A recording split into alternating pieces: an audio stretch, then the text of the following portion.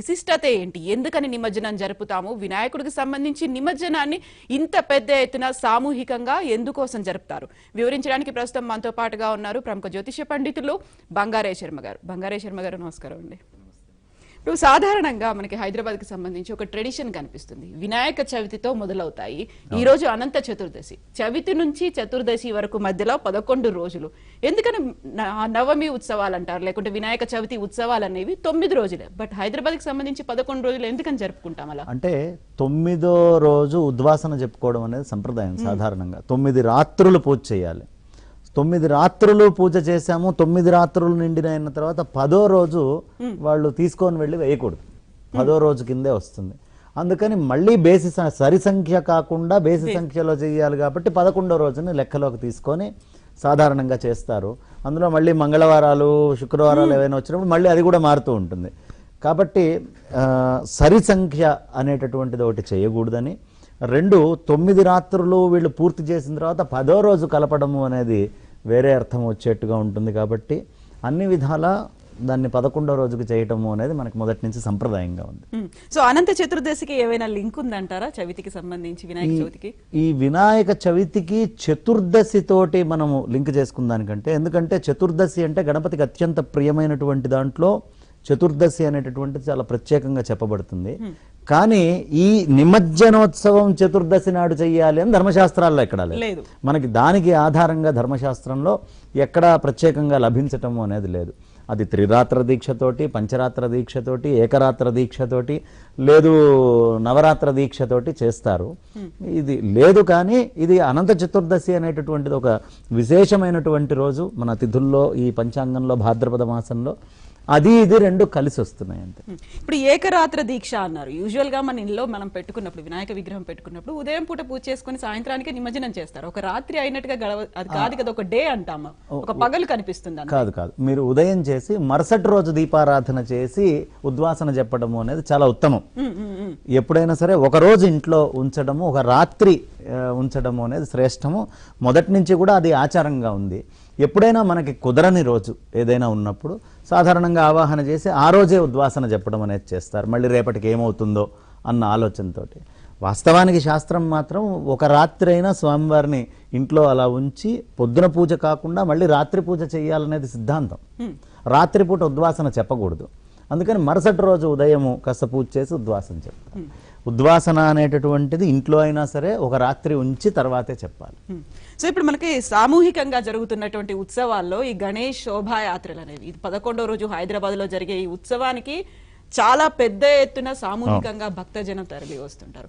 ఎందుకని దీన్ని అంతలా ఓన్ చేసుకున్న పరిస్థితి కనిపిస్తుంది? మనం విజువల్స్ లో చూస్తుంటే చిన్న పెద్ద తేడా లేదు, ఆడ మగ కాకుండా ఎవరు ప్రతి ఒక్కరూ వీధుల్లోకి వచ్చి ఆ దర్శనం చేసుకోవాలి అనేది ఎందుకంత ఆధ్యాత్మిక భావన కనిపిస్తుంది? దీంట్లో ఒక చిన్న అద్భుతం ఏంటంటే, గణపతి అంటే ప్రతి వాళ్ళకి ప్రీతి. మనము సాధారణంగా రకరకాలుగా భారతదేశంలో విభజించబడి ఉంటాం. కొంతమంది గణపతిని ఇష్టపడతారు, కొంతమంది వెంకటేశ్వర స్వామిని ఇష్టపడతారు, కొంతమంది రాముడిని ఇష్టపడతారు, ఇంకొంతమంది కృష్ణుడిని ఇష్టపడతారు, శివుడిని ఇష్టపడతారు. ఇట్లా రకరకాలుగా ఇష్టం. ఎవరు ఏ దేవతని ఇష్టపడ్డా ముందు గణపతికి పూజ చేసి కానీ అక్కడికి వెళ్ళకూడదు. బాలగంగాధర్ తిలక్ గారు ఆయన ఎందుకు ఇది తీసుకొచ్చారు ఈ గణపతి పూజ ఉత్సవంలో, స్వాతంత్రోద్యమంలో అంటే, ఎవ్వరూ భేదం లేకుండా అందరూ పూజ చేస్తారు గణపతికి. కాబట్టి ఈయనని గనక పెడితే మనం భారతదేశాన్ని మొత్తాన్ని యునైట్ చేసి మనం చెప్పాలనుకునే సందేశం చెప్పచ్చు, ఉంటుంది అని. అదే రాముడిని పెట్టుకున్నాం అనుకోండి, కొంతమంది శైవులు రాకపోవచ్చు. శివుణ్ణి పెట్టామనుకోండి, కొంతమంది వైష్ణవులు రాకపోవచ్చు. గణపతిని పెడితే మాత్రం అందరూ వచ్చేస్తారు. అందుకని ఆయన గణపతిని ఎంచుకోవడం జరిగింది. మన స్వతంత్రోద్యమంలో ఆయన మహత్తరమైనటువంటి పాత్ర పోషించారు. బ్రిటిష్ వాళ్ళు మిగతా ఏ రాజకీయ సభలకు కానీ ఇతరమైనటువంటి స్వాతంత్ర ఉద్యమ సభలకు కానీ పర్మిషన్లు ఇచ్చేవాళ్ళు కాదు, అన్నిటినీ ఆపేసేవాళ్ళు. ఈ గణపతి నవరాత్రులు చేసుకుంటామంటే పర్మిషన్ ఇవ్వకుండా ఉండలేరు. దానికి కారణం ఏమిటి అంటే, అంతకుముందు 1857 రివోల్ట్ కేవలం మన ధర్మాన్ని తొక్కడం వల్ల, అంటే ఆవు యొక్క దీంతో చర్మాన్ని పీకి తూటాలు వేయటము, పంది చర్మాన్ని పీకి అది ముట్టుకోవడం వల్ల వాళ్ళ సామ్రాజ్యం ఈస్ట్ ఇండియా కంపెనీయే వెళ్లే పరిస్థితి వచ్చింది. సో అప్పుడు వాళ్ళు ఒక యూనివర్సల్ రూల్ తీసుకున్నారు, మనం వీళ్ళ ధర్మం జోలికి వెళ్ళకూడదు, మనం ఏదైనా ఉంటే మన శాసనాల్లో మిగతావన్నీ చేసుకోవచ్చు అని. అది గ్రహించిన గంగాధర్ తిలక్ గారు ఆయన ఏం చేశారు, గణపతి పూజను ఉత్సవంగా తీసుకొచ్చి గణపతిని పెట్టి ఆ నెపంతో బాగా జనాన్ని తీసుకురావడం, ఆ జనాల లోపల స్వాతంత్రం కావాలనే కసిని చూపించుకోవడానికి ఎక్కడ అవకాశం దొరకట్లేదు. ఈ గణపతి మండపాల్లో ఆ వేదిక దొరికింది. అందుకని యువకులు ఎక్కువగా వచ్చేవాళ్ళు అనమాట. ఈ యువకులు, యువత ఆ భారతదేశ స్వాతంత్ర్యోద్యమానికి ప్రధానమైన పాత్ర పోషించిన వాళ్ళల్లో గణపతి ప్రధానుడు. కాబట్టి ఇదే కంటిన్యూ అవుతుంది. మీరు చూడండి, మళ్ళీ ఇక్కడ పోరాటం జరిగింది నైజాంలో అప్పటికి ఇంకా మనం పూర్తిగా స్వతంత్రంలోకి ఇక్కడికి రాలేదు. కాబట్టి హైదరాబాద్లో మీకు చాలా మళ్ళీ విశేషంగా కనిపిస్తుంది. ఎక్కడెక్కడ స్వతంత్రం కావాలో అక్కడ గణపతిని పూజ చేస్తారు. ఆ ప్రదేశంలో పరదాస్యం నుంచి విముక్తి చేసి నిలబెట్టగలిగినటువంటి వాడు గణపతే. దాస్యం నుంచి బయటికి పోవాలి అంటే గణపతి ఉంటేనే అవుతుంది.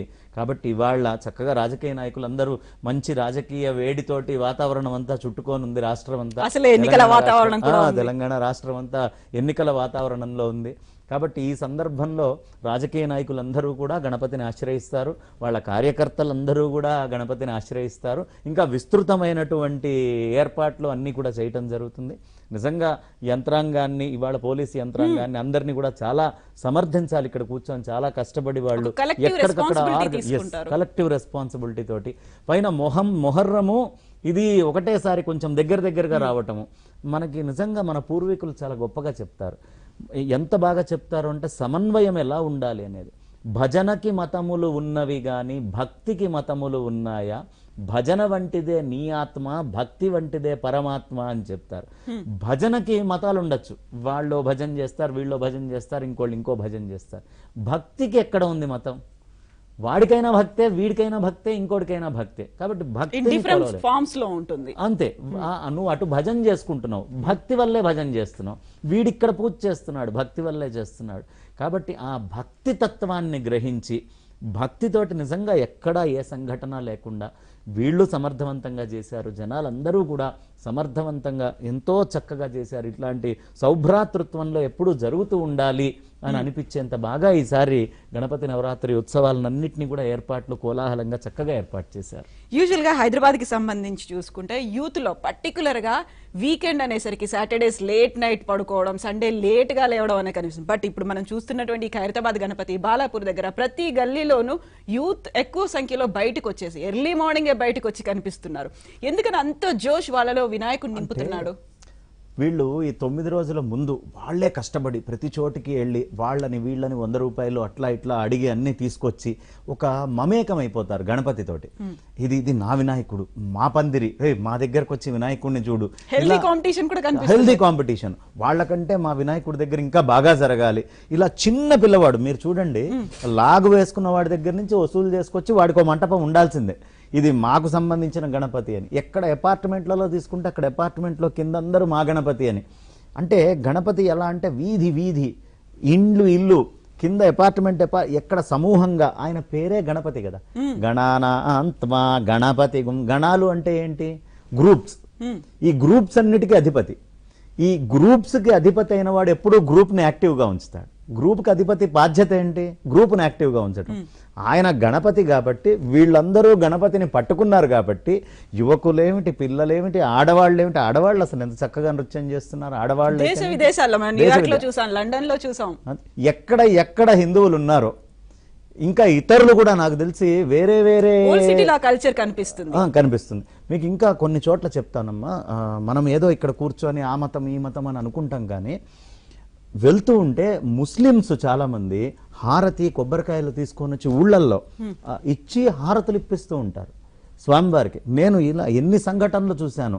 కాబట్టి అసలు ఈ వినాయకుడు మన ఈ ధర్మమే అని కాదు, అన్ని ధర్మాల్లో వాళ్ళు ఇతరులు కూడా తీసుకొని వచ్చి కొబ్బరికాయలు ఇచ్చి పూజ చేయించుకొని మాకే విఘ్నాలు ఉండకూడదు అని స్వామిని కోరుకుంటూ ఉంటారు. కాబట్టి ఈయన ఒక యూనివర్సల్ తత్వం ఉన్నటువంటి దేవుడు, సస్యాధిపతి. ఆయన సస్యాధిపతి. అందుకనే ప్రతిదీ వేడుక ఆయన దగ్గర. మధ్య పొద్దున్న చూసాం, లడ్డూ వేలం వేశారు. 16.6 లక్షలకి అది అమ్ముడుపోయింది. ఆ లడ్డూని ఎందుకు వేలం వేశారు అంటే సస్యాధిపతి ఆయన. ఈ భూమి మీద వచ్చే ఔషధులకి, ఈ భూమి మీద వచ్చేటటువంటి పృథివికి గోళాకారంలో తీసుకొని ఈ పృథివిలో ఉండే సమస్త సంపదలు ఎవరివ్వాలి అంటే గణపతి ఇవ్వాలి. అందుకని కష్టపడి దాన్ని ఎంతైనా సరే కొనుక్కొని ఇంటికి తీసుకొని వెళ్ళిపోరు, వాళ్లే తినరు. అందరికీ పంచితే దాన్ని రైతులు పొలాల్లో చల్లుతారు. ఎందుకు అంటే ఇదిగో ఓషధులన్నిటినీ తీసుకొచ్చి స్వామి చేతిలో పెట్టాం, పూజ చేశాం, ఇది మళ్ళీ భవిష్యత్ తరాలకి, నేను ఇవాళ తిన్నాను ఆనందంగా ఉన్నాను కాదు, భవిష్యత్తుకు కూడా మంచి పంటనివ్వాలి, మళ్ళీ వచ్చే వినాయక చవితి దాకా మేమందరం పుష్టిగా ఉండాలి. ఆయన పుష్టికి తుష్టికి కూడా అధిపతి. ఆయన రూపం చూస్తేనే మనకి చాలా ఆనందంగా అనిపిస్తుంది. ఆ లంబోదరం కానివ్వండి, చిన్న కాళ్ళు, అద్భుతమైనటువంటి ముఖార విందము, ఆ తొండముతోటి, అసలు ఒక్కొక్క దానికి ఒక్కొక్క ప్రత్యేకత. మనం కేవలం గణపతిని వర్ణించుకోవడానికి ఇవాళ ఇలాగే కూర్చొని 3 రోజుల పాటు 5 రోజుల పాటు ఆగకుండా చెప్పుకున్న ఆయన రూపంలో అంత మహత్తుతోటి కూడినవాన్ని అనేకం, 1-2 కాదు. కాబట్టి ఆయన గురించి చెప్పుకోవడం, పూర్తిగా చెప్పడం కూడా దుర్లభము. అలా ఆ గణపతి తత్వం ఏదైతే ఉంటుందో, రూపం ఏదైతే ఉంటుందో, యువతకైనా ఎవరికైనా చూడంగానే ఆకర్షితులైపోతారు. మనకి ప్రసన్నో తరటీముఖ అని అమరం చెప్తుంది. అంటే అసలు ఆనందము ప్రసన్నము అంటే ఏమిటంటే ఏనుగు ముఖం అట. మనం వెళ్ళి ఇట్లా ఏనుగు దగ్గర నిల్చుంటే ఆ ఏనుగు ఇట్లా తలకాయ ఊపుతూ, కాళ్ళు అటు ఇటు ఊపుతూ, కొంచెం శరీరం ఒక గమనం చేస్తూ ఉంటుంది. అది చూస్తూ ఎంతసేపు అయినా మందగమనం అలా అది చూస్తూ ఎంతసేపు అయినా ఉండొచ్చు. అందుకనే ఆడవాళ్ళు ఎవరైనా కొంచెం చక్కగా ఒక రకంగా నడిస్తే గజగమనం అని చెప్తారనమాట. దాన్ని గజగమనము అనేటటువంటిది సంపదకు ఒక గుర్తు. అలా నడవడం ఒక గొప్ప ఇది. హంసగమనము, గజగమనము ఈ రెండిటికి చాలా పేరు. కాబట్టి ఆ గజగమనము అనేటటువంటి ఇవన్నీ కూడా ఆ గజం దగ్గర మనం చూస్తూ ఉంటే కనిపిస్తూ ఉంటుంది. ఆ ప్రసన్నత్వం కనిపిస్తుంది. కాబట్టి ఎవరైనా సరే ఆ ఏనుగు ముఖం కానివ్వండి, చంద్రుణ్ణి కానివ్వండి, సముద్రాన్ని కానివ్వండి చూస్తే అలా చూస్తూనే ఉండాలి అనే కోరిక వస్తుంది. అది గణపతికి ఉంది. వీళ్ళు ఈ 9 రోజుల పాటు ఇలా పెట్టుకొని ప్రతిరోజు, వాడికి అసలు మిగతా రోజుల్లో ఏం తెలియదు. నాకు ఆశ్చర్యం వేస్తుంది. మిగతా అప్పుడు ఇంట్లో అరే నాన్న కాపలాకి ఇట్లా పడుకో, ఇచ్చే అంటే చాలా బద్ధకంగా పెద్దవాళ్ళని కూడా అరుస్తారు. కానీ ఈ గణపతి దగ్గరకు వచ్చేటప్పటికి వాళ్లే వేదికల దగ్గర, మంటపం దగ్గరికి వెళ్ళి దోమలు ఉన్నాయా ఏమున్నాయో కూడా చూడరు, దుప్పట్లు కప్పుకొని పడుకోవడం, ఆ గణపతి తోటి కనెక్ట్ అయిపోతారు బాగా. అది గణపతిలో ఉన్న గొప్పతనము, గణాధ్యక్షుడికి ఉండాల్సినటువంటి లక్షణము. కాబట్టి గణపతి వాళ్ళని ఆకర్షించుకొని అలా వాళ్ళల్లో ప్రవేశించి, అరే 9 రోజులు మనం ఇంత చక్కగా గణపతి పూజ చేసుకున్నాము, ఇంత బ్రహ్మాండంగా చేసుకున్నాము, మన స్వామి వెళ్ళిపోతున్నాడు, ఇప్పుడు జలంలో కలిపేస్తున్నాము, వీడుకోలు చాలా ఘనంగా చెప్పాలి. ఏది మిగతా పందిళ్ల కంటే కూడా మనం గొప్పగా చెప్పాలి అని వాడు నిద్ర కూడా పోడు. వెనక రోజు రాత్రి సాధారణంగా మిగతా అప్పుడు 7ంటికి లేచేవాడు, 4ంటికే లేచి ఎప్పుడు వస్తుందా 7 ఎప్పుడు బయలుదేరతామా అని ఎదురు చూసేటటువంటి పరిస్థితి. హైదరాబాద్ లో గణేష్ నిమజ్జనోత్సవ ప్రక్రియ ఊపందుకుంది. మనతో పాటుగా స్టూడియోలో ఉన్నారు ఆర్ష విద్యా తపస్వి బంగారయ్య శర్మ గారు.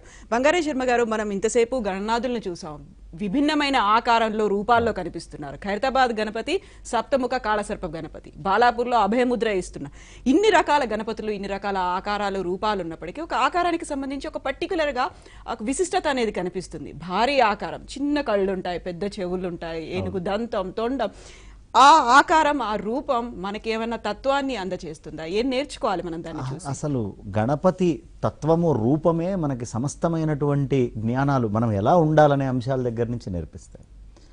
ఉదాహరణకి చేతిలో అంకుశం ఉంటుంది, ఆయన గజముఖం. అంకుశం ఏం చేస్తుంది? నియంత్రిస్తుంది ఏనుగుని, అటు ఇటు ఇష్టం వచ్చినట్టు పోకుండా. నిన్ను ఎవడో నియంత్రించకూడదు, నీవు స్వయం నియంత్రణ ఉండాలి అని మనకు అంకుశం ఆయన పట్టుకొని చేతిలో చూపిస్తున్నాడు. నాయన ఎవడో వచ్చి నియంత్రిస్తాడని అనుకోకు, నీ మనస్సుకు కానీ నీకు కానీ నీకు నువ్వే అంకుశం పెట్టుకొని కళ్యాలు వేసుకోవాలి. అంటే ఒక ప్రిన్సిపల్డ్ లైఫ్ బతకాలి, ఒక రూల్స్, ఒక పద్ధతి. నీకు ఎవ్వడు వచ్చి ఏది చేయడు, నువ్వు ఎంతట నువ్వు చేసుకుంటే అభివృద్ధిలోకి చెందుతావు అనే సత్యాన్ని అంకుశం పట్టుకొని ఆయన చూపిస్తున్నారు. ఇంకా అద్భుతమైన విషయం ఏంటి అంటే ఆయన తొండం. ఈ ప్రపంచంలో నోటి మీద చేయి పెట్టుకునేటటువంటి ప్రాణి ఏదైనా ఉంటే అదొక్క ఏనుగు మాత్రమే, గజముఖానికి మాత్రమే ఉంటుంది. వినాయకుడికి సమస్తమైన వ్యాకరణాలు తెలుసు. నీకెంత తెలిసినా అనవసరమైన దగ్గర అక్షరం మాట్లాడకు అనే సూచననిచ్చినట్టుగా ఏనుక్కి తొండమే చెయ్యి, దాంతో తింటూ ఉంటుంది తీసుకొని. ఆ నోటి మీద నియంత్రణ ఉంచుకో. అలా అని అక్కడికి ఆగిపోకు. ఎక్కడైనా అవసరమైతే నిషాదము అంటారు. నిషాదము అంటే ఏనుగు యొక్క ఘీంకారము. అది అన్నిటికంటే తారాస్థాయి. తారాస్థాయిలో ఘీంకరించు అవసరమైన దగ్గర, అవసరం లేని దగ్గర ఎంత అదుపులో ఉండాలో అంత అదుపులో ఉండు అనే సత్యాన్ని మనకు చూపిస్తుంది. దంతము, ఒక దంతాన్ని ఆయన పీకి ఒక రాక్షసుణ్ణి సంహరిస్తాడు. అంటే ఎక్కడైనా దుర్మార్గము, దుష్ట లక్షణాలు కనిపిస్తే నీకు అత్యంత ప్రియమైన దాన్నైనా త్యాగం చేసి ఆ దుర్మార్గాన్ని అరికట్టు, నీకు ఇష్టమైందైనా వదిలిపెట్టేసాయి అని చెప్పడం. రెండు, అదే దంతంతో ఆయన మహాభారతం రాశారు. ఈ భారతము అంటే నువ్వు జ్ఞానాన్ని పంచాల్సి వచ్చినప్పుడు, నలుగురికి జ్ఞానాన్ని అందించాల్సి వచ్చినప్పుడు, అప్పుడు కూడా నీకు ఇష్టమైనటువంటి ద్రవ్యాన్ని తీసి త్యాగం చేయి సమాజానికి. అంటే మంచి చేయడానికి త్యాగం చేయాలి, చెడును ఆపడానికి త్యాగం చేయాలి. ఈ రెండిటినీ చేయటము అనేటటువంటిది మన ధర్మం. అది ప్రధానంగా ఆయన యొక్క దంతాల నుంచి మనకు తెలుస్తుంది. తర్వాత కళ్ళు చిన్నవి, సూక్ష్మ దృష్టికి గుర్తు. అంటే చాలా చిన్న వస్తువుని కూడా ఆయన చాలా జాగ్రత్తగా నిశితంగా చూస్తారు. అంత సూక్ష్మ దృష్టి. అంటే ఒక చిన్న పిన్నీసు పడ్డదనుకోండి, ఆకారం చాలా పెద్దగా ఉంటుంది కదా, కన్ను ఎక్కడో ఉంటుంది, చిన్న కన్ను కానీ చాలా సూక్ష్మంగా. ఆ చిన్న సూదిని కూడా తొండంతో కరెక్ట్గా పట్టుకొని తీసి మావట్టి వాడికి ఇవ్వగలదు. ఓ 10 పైసల బిళ్ళో రూపాయి బిళ్ళో కింద పడిపోతే దాన్ని కూడా తీసి మావటి వాడికి కరెక్ట్గా ఇస్తుంది. అంటే అంత సూక్ష్మంగా పరికించి చూడు ఈ ప్రపంచంలో దేన్నైనా సరే. అలాగే పెద్ద దుంగలు పెద్ద పెద్దవి ఏమన్నా పెడితే వాటిని కూడా తొండంతో ఎత్తి పారేస్తుంది, అనాయాసంగా ఎత్తి అవతల పారేస్తుంది. కాబట్టి ఈ చిన్నదైనా పెద్దదైనా నువ్వు నీ స్థాయిలో ఉండు, ఎప్పుడు అటు ఇటు తప్పకు. అందుకనే గణపతి యొక్క ప్రత్యేకత, ఎవడైనా చిన్న వస్తువు తీసుకొస్తాడు, సామాన్యుడు మన దగ్గరకు వస్తాడు, వాణ్ణి ఆదరించు. బాగా ధనం ఉన్నవాడు పెద్దవాడు వస్తాడు, వాణ్ణి ఆదరించు. వీడిని తక్కువ వాడిని ఎక్కువ చేయకు. చిన్న గరిక ముక్కెచ్చినా ఆనందపడతాడు ఆయన, పెద్ద పెద్ద నివేదాలు కుడుములు అవి ఇవి తెచ్చినా ఆనందపడతాడు. అంటే ప్రతిదీ మనకి నేర్పిస్తున్నాడు ఆయన. ఎంత చక్కగా నేర్పిస్తున్నాడు చూడండి. చెవులున్నాయి, చెవులకి 2 నామాలు, గజకర్ణ శూర్పకర్ణ అంటారు. గజకర్ణాలంటే పెద్ద చెవులు, ఎవడేం చెప్పినా విను. రెండోది శూర్పకర్ణ, చాటల్లాంటి చెవులు. ఈ 2 నామాలు ఆయనకే చెప్తాం. చాట ఏం చేస్తుంది, మీరు ఏదైనా ద్రవ్యం వేస్తే చెత్తని ఇట్లా చెరిగి అవతల పడేసి అవసరమైన ద్రవ్యాన్ని లోపల ఉంచుకుంటుంది. నీ ముందరకు వచ్చి 100 మంది 100 రకాలుగా మాట్లాడతారు. నీకు అవసరమైంది ఏదో, నిన్ను నువ్వు ఉద్ధరించుకోగలిగిందేదో అది మాత్రమే లోపలికి తీసుకో. వృధా అయింది మొత్తం వదిలిపెట్టేసాయి, ఏది నీకు ఉండడానికి వీల్లేదు. ఎందుకంటే మన మనస్సు బాగుండాలన్నా పాడవ్వాలన్నా, ఎదుటి వాళ్ళ మీద మనకు కోపం కలగాలన్నా ప్రేమ కలగాలన్నా మన చెవులు ప్రధాన పాత్ర పోషిస్తాయి. మనకెవడో ముక్కు మొహం తెలియని వాడు వచ్చి మనకు సంబంధించిన వాళ్ళ గురించి ఏదైనా చెప్పాడు అనుకోండి, వాళ్ళ మీద కోపం వచ్చేస్తుంది. ఆనందము కోపము ఇవన్నీ కూడా ఈ 2 చెవుల్లో ఉంటాయి. చెత్తను అనవసరంగా తీసుకోకు, దాన్ని వదిలేసాయి. మంచిని మాత్రం గ్రహించుకోకుండా ఉండకు, మంచిని గ్రహించుకో అని ఆయన చెవుల ద్వారా మనకి చక్కటి సందేశాన్ని ఇస్తారు. ఏనుగుకి జ్ఞాపక శక్తి ఎక్కువ. మీరు ఒక 10 సంవత్సరాల క్రితం ఏనుగుకెళ్ళి ఏదైనా చక్కగా రుద్ది 10,000 మంది జనంలో కూడా దానికి ఏదైనా ఒక పదార్థం పెడితే మళ్ళీ 10 సంవత్సరాల తర్వాత వెళ్ళినా ఫలానా సమయంలో మీరు వచ్చారని ఏనుగు గుర్తుపడుతుంది. అందుకనే మనకి ఎలిఫెంట్స్ ఐ అని చెప్తారనమాట, ఈ ఇంటలెక్ట్ కొల్చేటప్పుడు. ఆ ప్రత్యేకత దానికి ఉంటుంది. అంటే జ్ఞాపక శక్తి అలా ఉండాలి, తలకాయ పెద్దగా ఉండాలి, చక్కగా వినాలి, రియాక్ట్ అవ్వకూడదు, అనవసరంగా మాట్లాడకూడదు, ఎంత అవసరమో అంత, ఎక్కడ ఏది వదలాలి, ఎక్కడ ఏది పట్టుకోవాలి, ఇవన్నీ చెప్తూనే జ్ఞాపక శక్తి విస్తృతంగా ఉండాలి. అందుకనే గణపతి ముందు వెళ్ళి గుంజీళ్ళు తీస్తే జ్ఞాపక శక్తి ఎక్కువ ఉంటుంది. ఈ గుంజీళ్ళనే ఇప్పుడు విదేశాల లోపల సూపర్ పవర్ యోగా ఎక్సర్సైజ్ అని వాళ్ళు ఇవే చెవులు పట్టుకొని లాక్కొని పిక్కొని కింద కూర్చుంటే జ్ఞాపక శక్తి పెరుగుతుందని కొత్తగా కనుక్కున్నారు. కానీ వినాయకుడు ఆ గజ ముఖమే మనకి దానికి గుర్తు. ఇంకొకటి, ఈ గజాకారం ఉండేటటువంటి తల మొత్తము పరమాత్మ శివుడిచ్చాడు. ఇది ఈ కింద మొత్తం పార్వతీ అమ్మవారు ఇచ్చింది. పరమాత్మ ప్రకృతి యొక్క మిళితమైనటువంటి రూపమే. అంటే ఎక్కడ పరమాత్మ ప్రకృతి 2 సమ్మిళితమవుతాయి అదే గణపతి. గణపతి తత్వం అంటేనే అది. కాబట్టి గజాకారమంతా కూడా చిన్మయం, నరాకారమంతా కూడా మాయ. ఈ మాయా పరమాత్మల యొక్క కలయిక ఆ గజస్వరూపం. కాబట్టి మనం గుర్తుంచుకోవాల్సింది ఏమిటి అంటే, మనకి ప్రకృతిలో ఉండేటటువంటి శక్తులు కావాలన్నా గణపతిని ఆశ్రయించాలి, లేదయ్యా నాకు ఇవన్నీ వదిలేసి మోక్ష సామ్రాజ్యం కావాలి అన్నా గణపతిని ఆశ్రయించాలి. ఆయనే రెండిటి యొక్క మూల స్వరూపంగా ఉంటారు. మనము ఆ వల్లభ గణపతి రూపం తీసుకుంటే ఇవన్నీ మనకు స్పష్టంగా కనిపిస్తాయి. ఆ రూపము, దాని ప్రత్యేకత, ఎందుకు ఇన్ని రూపాలు. ఇప్పుడు మీరు సప్తముఖ కాళ సర్పము అని చెప్పారు. వాస్తవానికి ఇది ఆధారంగా ఎక్కడ దొరకదు మనకి. నేను చాలా అంతే క్రియేటివిటీ అది నేను తీసి అన్ని ఆ పుస్తకాలు ఈ పుస్తకాలు ఎక్కడ సప్తముఖ కాళ సర్ప గణపతి అంటే దొరకలేదు. కాకపోతే మనం ఇంకా ఊహ చేసుకోవాలి. మనకి సనాతన వైదిక ధర్మంలో చెప్పినటువంటి మూర్తులు పెట్టడమే చాలా విశేషం. ఎప్పుడైనా ఇక్కడ సర్పాలు అంటే ఉండేది ఒకటే కుండలిని శక్తి. కుండలిని శక్తి మూలాధారం నుంచి పైకి వస్తుంది, సర్పాకార రూపంలో ఉంటుంది. మూలాధారానికి అధిపతి గణపతి కాబట్టి అక్కడి నుంచి వచ్చేటటువంటి ఆ సర్పము, ఇక ఆ 7 ముఖాలు ఏదైతే ఉందో ఆయనే శివుడిగా, ఆయనే బ్రహ్మగా. ఎందుకు మనకి అథర్వ శీర్షోపనిషత్తు చెప్తుంది, నమస్తే గణపతయే త్వమేవ ప్రత్యక్షం తత్వమసి త్వమేవ కేవలం కర్తాసి త్వమేవ కేవలం ధర్తాసి త్వమేవ కేవలం హర్తాసి త్వం సర్వం కల్విదం బ్రహ్మాసి అని చెప్తుంది. కాబట్టి బ్రహ్మ, విష్ణు, మహేశ్వరుడు అన్నీ కూడా గణపతే. మూలాధార చక్రం దగ్గర నుంచి మూలాధార, స్వాధిష్టాన, మణిపూరక, అనాహత, విశుద్ధ, ఆజ్ఞ, సహస్రార 7 చక్రాలు కూడా ఆయనే అని చెప్పడానికి 7 చక్రాలు సంకేతంగా అన్ని చోట్ల వెళ్లే కుండలిని శక్తిని చూపించడానికి సప్తముఖంగా ఒక రూపము, ఉపాసకానాం కార్యార్థం బ్రహ్మణ రూపకల్పన, ఆ రూపము చూపించడానికి అలా కనిపిస్తుంది. కాబట్టి ఏ విధంగా మనం గణపతిని కొలుస్తామో ఆ విధంగా గణపతి మనల్ని అనుగ్రహిస్తాడు. ఆయన క్షిప్ర ప్రసాది, కోరుకున్న వెంటనే ఆయన ఇట్లా వస్తాడు. ఓంకార స్వరూపుడు ఆయన. ఓం అనేటటువంటి అక్షరము ఆయన యొక్క స్వరూపము. వేదమంతా తీసుకుంటే ఓంకారమే ఉంటుంది. మనకి ఋగ్వేదము అకారంతో మొదలవుతుంది, అగ్నిమీళే అని, ఆ అకారంతో మొదలు. యజుర్వేదం మధ్య మాట ఏమిటి అంటే మకారం, అదే మనము ఉకారము. అదే మనము సామవేదంలోకి వెళ్ళేటప్పటికి అని ముగుస్తుంది చివరికి. అంటే ఋగ్వేదం మొదలు త్రైవిద్య అంటారు. యజుర్వేదంలో మధ్యమాట, మధ్యాక్షరం, సామవేదంలో చివరక్షరం, 3 తీసుకుంటే ఓంకారం. ఈ వేదాలన్నీ కూడా గణపతి యొక్క స్వరూపమే, శబ్ద బ్రహ్మం ఆయనే. అందుకని ఆయన ఓంకార రూపంలో మొట్టమొదట సృష్టి ఎలా చేయాలో అర్థం కాక బ్రహ్మదేవుడు అనేక ఇబ్బందులు పడుతూ ఉంటే ఆయన ప్రణవోపాసన చేస్తూ కూర్చుంటే ఆయనకి మాఘశుద్ధ చతుర్థి నాడు గణపతి దర్శనమిచ్చారు. మాఘ బహుళ చతుర్థి నాడు, దాన్ని సంకష్ట చతుర్థి అని మనం అంటాం. ఆ గణపతి ప్రత్యక్షమై ఎర్రటి రూపంలో వక్రతుండుడై ఓంకార రూపంలో కనిపించి ఆయన పరిపూర్ణంగా బ్రహ్మదేవుడు సృష్టి చేయడానికి వచ్చే ఆటంకాలన్నీ తీసేశాడు. కాబట్టి ఇంత సృష్టికి ఆయనే కారణము. ఇక ఆ తొండములో వక్రతుండము, అది ఇటు తిరుగుతుంది, కుడి పక్క తిరిగితే వలంపురి, మోక్షం కావాలనుకునేవాడు, ఈ లౌకికమైన విషయాలు నాకు అక్కర్లేదు, నేను ఆత్మతో ఐక్యం కావాలనేవాడు కుడిపక్కు తిరిగిన దాంతో అనుష్ఠానం చేసుకోవాలి. ఎడం పక్క ప్రకృతి శక్తులు కావాలి, నా పిల్లలు బాగుండాలి, నా కుటుంబం బాగుండాలి, నా యొక్క వ్యాపారం బాగుండాలి, నా ఆర్థికంగా బాగుండాలి, అన్ని రకాలైనటువంటి వాటికి ఎడం పక్కకి తిరిగి ఉన్నటువంటి ఆ తొండంతో ఉన్న ఆ గణపతిని పూజ చేస్తే ఫలితం వస్తుంది. అందుకని ఎక్కువగా ఎడం పక్క మనకు కనిపిస్తుంది.